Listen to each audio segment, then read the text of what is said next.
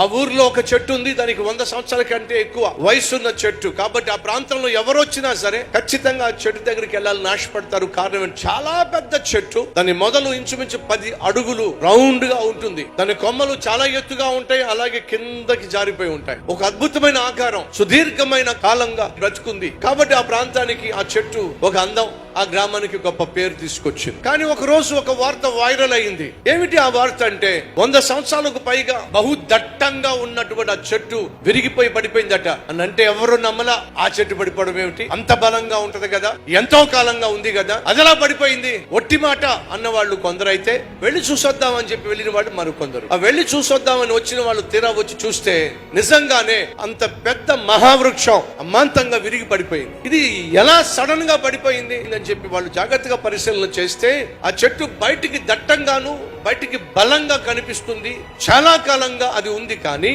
లోపల మాత్రం ఉన్న సారమంతా ఆ చెద తినేసింది. బయటికి అందంగా కనిపిస్తున్నా, ఆకారం చాలా పెద్దగా ఉన్నా, దట్టంగా బలంగా కనిపిస్తున్నా, సడన్ గా విడిగి పడిపోవడానికి కారణం ఏమిటంటే లోపల జరగకూడనటువంటి డ్యామేజ్ జరిగిపోతా ఉంది. లోపల ఉన్నటువంటి ఆ చెట్టు సారానికి ఆధారమైనటువంటి ఆ బలాన్ని చెద మొత్తం తినేయడం ప్రారంభించింది. వింటున్నావా? నీ చుట్టూ ఉన్న వాళ్ళ గురించి చాలా గొప్పగా చెప్పుకుంటున్నారు, కానీ లోపల సంగతి ఏమిటి? ఎంతో కొంత చెద నీ ఆత్మీయ జీవితంలో చేరిపోయింది. ఆ చెద ఏం చేస్తుందో నీకు తెలియకుండానే నీలో ఉన్న సారాన్ని పూర్తిగా అది తిని పడేస్తుంది.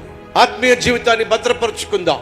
నీకు నాకు మన జీవితానికి, మన రక్షణ ఆనందానికి ఆధారం దేవుడు మనకిచ్చిన అద్భుతమైనటువంటి ప్రార్థనా జీవితం, వాక్య ధ్యానం. దేవుని సన్నిధిని నిర్లక్ష్యం చేయకుండా క్రమముగా దేవుని సన్నిధికి వచ్చి దేవుణ్ణి ఆరాధించటం, కీర్తించటం, సంఘముగా సకుటుంబముగా దేవుని సన్నిధిలో చేరి ఆయన వాక్యమును ధ్యానించటం, అది మనకు ఆశీర్వాదం.